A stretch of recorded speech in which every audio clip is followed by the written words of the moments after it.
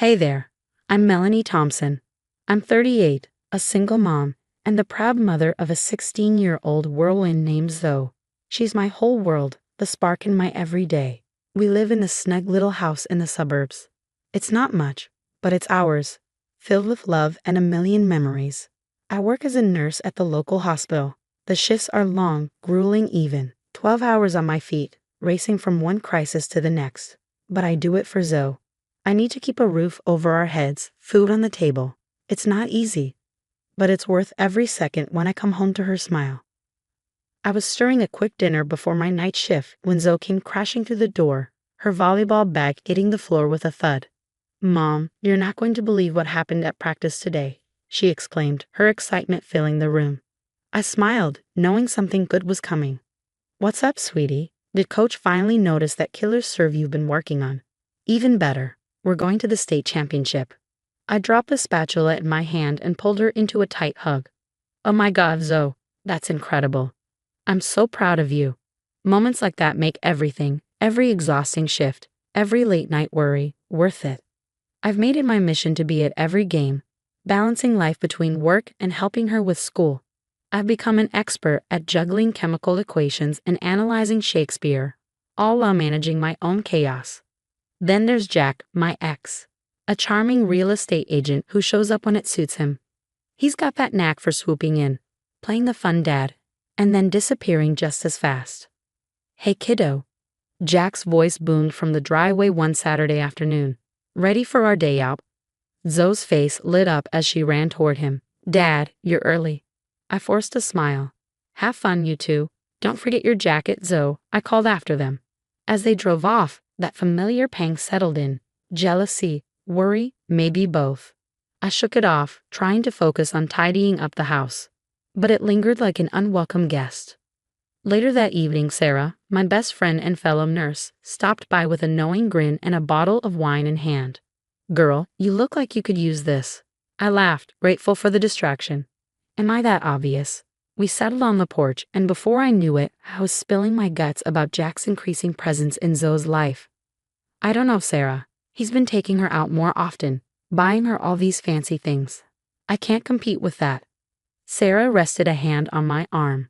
"Mel, you're an incredible mom. Zoe knows that." "Does she?" "Lately it feels like she's slipping away. She's always on her phone, talking about how cool her dad is." Just as I said it, Zoe and her best friend Lily burst up the driveway, giggling over something on Lily's phone. "Hey, Mrs. T," Lily chirped. "Mind if I stay for dinner?" "Of course not, sweetie. You're always welcome here." As the girls disappeared inside, Sarah gave me a knowing look. "See, your house is still the place to be." I nodded, but something still gnawed at me, like the foundation of everything I built was starting to crack. I had no idea just how deep that crack was about to run. My sweet, bright Zoe was slipping away from me, and I didn't even see it coming.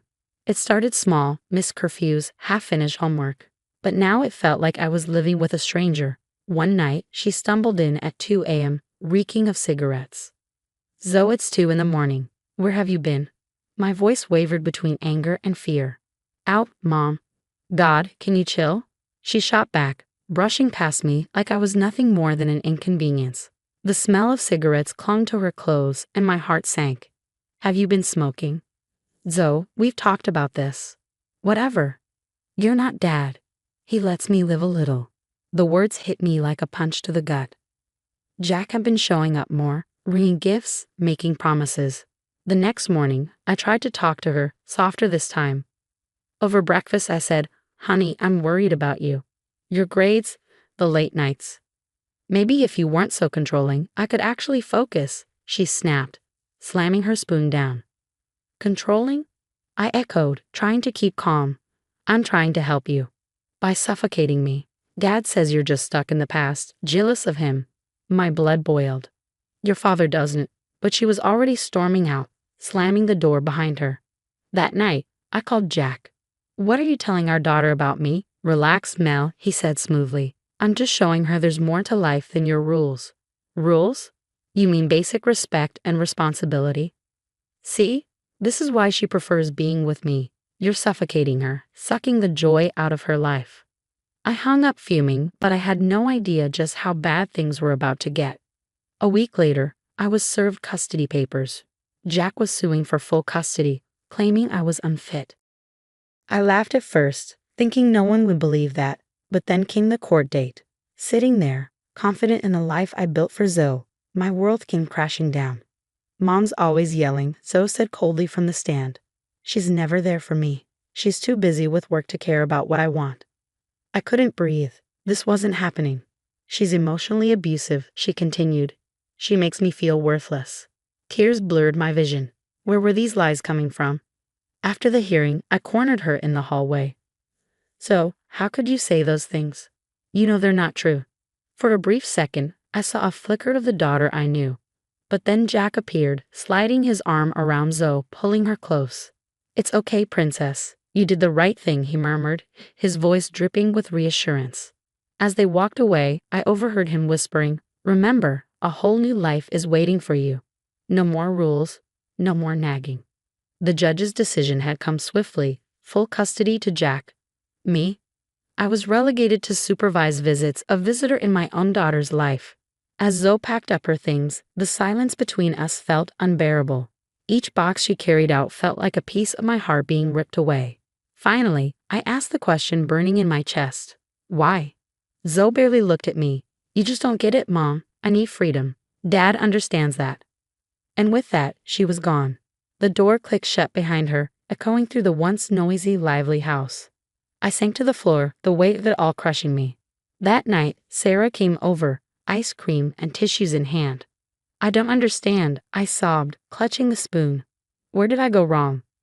You didn't, Sarah insisted, her arm around me. Jack's manipulating her. She'll see the truth eventually. But as I glanced into Zoe's empty room, everything untouched except for the hollow space where she used to be, I wasn't so sure. How do you come back from a betrayal like this? How do you forgive your own child for tearing your world apart? I picked up a framed photo from Zoe's desk. It was from last year, Zoe and I, both smiling carefree. I stared at the image, running my fingers over the glass. I'll fight for you, I whispered. Even if you don't want me to. It's been 6 months since Zoe left, and I've thrown myself into work. Double shifts, overtime, anything to fill the silence of the empty house. Melanie, you can't keep this up, Sarah said one day during our break. You look exhausted. I forced a smile. I'm fine, just busy. But she was right. The exhaustion wasn't just from work. I needed something more, something to distract me from a hollow ache that never went away. That's when I saw the flyer for the youth center. Volunteering seemed like a good way to fill the void. On my first day there, I met Aisha, a tough kid with walls as high as I used to have. She reminded me so much of Zoe, but I couldn't go there, not yet. I don't need your help, Aisha snapped the first time I tried to talk to her. I held up my hands, backing off. Okay, but I'm here if you change your mind. Weeks passed, and slowly Aisha started to open up.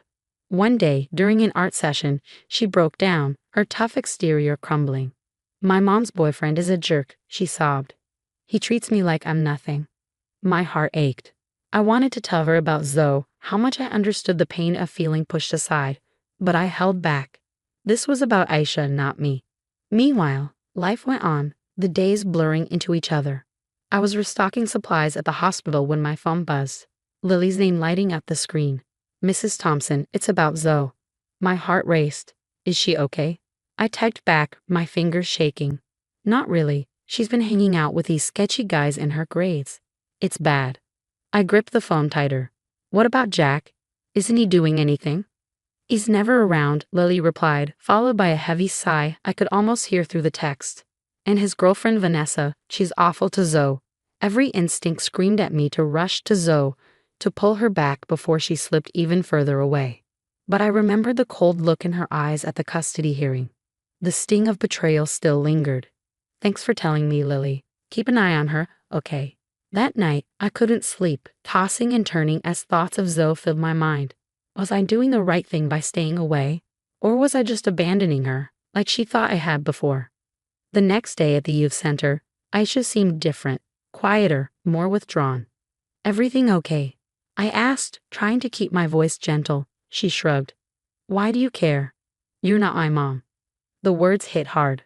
I wasn't her mom, no, but I cared? No, I'm not, I said softly. But I still care. Aisha's tough facade cracked just a little. My mom's boyfriend hit her last night, she whispered. She won't leave him. I took a deep breath, steadying myself. That must be scary. Have you talked to a counselor? She shook her head. Would you like me to go with you? I offered, feeling hope stir as she gave a small nod. Progress. As we walked toward the counselor's office, my phone buzzed again. I glanced at the screen and felt my stomach drop. A news alert about Jack. The headline read, "Local realtor under investigation for fraud." I quickly texted Sarah. Have you seen this? Her reply came instantly, just now. What are you going to do? What could I do? Zoe had made her choice, but the thought of her being alone in the middle of Jack's mess sent a wave of dread through me. Mrs. Thompson. Aisha's voice pulled me back to the present. You coming? I pocketed my phone, right behind you. That evening, I sat in my quiet living room, staring at Zoe's latest school photo. My finger hovered over her contact in my phone. Should I call her? What would I even say? A text from Lily popped up. Zoe's out late again. I'm worried. I closed my eyes, fighting the urge to jump in my car and find her. Instead, I typed back. Thanks for letting me know. Keep me posted. As I set the phone down, I noticed a missed call from an unknown number. I played the voicemail and my blood ran cold. Miss Thompson, this is Officer Davis. The voicemail from Officer Davis sent my heart racing. There's been an incident involving your daughter. I rushed to the station, terrified of what awaited me. Zoe had been caught shoplifting with her new friends. As I entered, I saw her hunched in a chair, looking smaller than I remembered. Mom? I cut her off. Not here, Zoe. Let's go. The car ride home was silent. Tension hung between us, thick and unspoken. When we finally got inside, Zoe broke down. I'm sorry, Mom. Everything's falling apart. Dad's never home, Vanessa hates me, and I don't know what to do. I wanted to pull her into my arms, to comfort her like I used to, but the hurt was still too fresh. Zoe, I can't just pretend nothing happened. You lied about me in court. I know, she sobbed. Dad promised me so much, but it was all lies. I took a deep breath, fighting back the storm of emotions. We need help, Zoe. Real, professional help. She nodded, her face a mix of relief and fear. The next day, I found a family counselor. And then the news broke. Jack had been arrested. Fraud, money laundering, the whole sordid mess. My phone buzzed nonstop with messages, but one stood out. It was from Vanessa. Your brat's stuff is on the curb. Come get it, or it's going in the trash. I sighed, grabbing my keys. When I arrived, Zoe was sitting on her suitcase, crying. She kicked me out, Mom. I have nowhere to go. The old me would have caved instantly, rushing to comfort her. But I held my ground. You can stay in the guest room for now, but we're sticking to counseling. And you'll follow the house rules. Understood? Zoe wiped her tears and nodded. Yes, Mom. Weeks passed. Zoe went back to school, I worked my shifts, and we went to counseling together. It wasn't easy. Every session peeled back more layers of hurt. But we were trying. Then came the night that changed everything. I was working a night shift in the ER when the ambulances screamed in. A multi-vehicle pileup on the highway had sent victims flooding in. As I rushed to help, I froze. There, on one of the gurneys, was Zoe. BP dropping. A paramedic shouted. Possible internal bleeding. In that moment, nurse mode kicked in, pushing aside the panic threatening to take over. Hours later, after surgery, I sat by her bedside, holding her hand, willing her to be okay. When Zoe's eyes fluttered open, she whispered, Mom, you're here. Always, I said softly. As Zoe recovered, we began to have real conversations about the pain we had caused each other, the trust that had been shattered. I want to come home, she said one afternoon, her voice steady. For real this time. I squeezed her hand, searching her eyes. It won't be easy. We have a lot to work through. I know, she replied. But I want to try. Months passed, and slowly, we found a new rhythm. Zoe was back home, working hard in school, rebuilding her friendships. I'd been promoted at work and continued volunteering at the youth center, watching Asha thrive in her first year of college. Life, in its quiet way, was moving forward. One evening, as Zoe and I cooked dinner together, she turned to me, her voice soft. Mom, I know I hurt you. I'm still sorry, but thank you for not giving up on me. I pulled her into a hug, the warmth between us filled with forgiveness and the promise of a stronger bond. "We're family," I whispered. "We stumble, we fall, but we always find our way back to each other." The story has come to an end, but I have a question for you. If you were in Melanie's shoes, could you forgive your child for betraying you in court and tearing your family apart?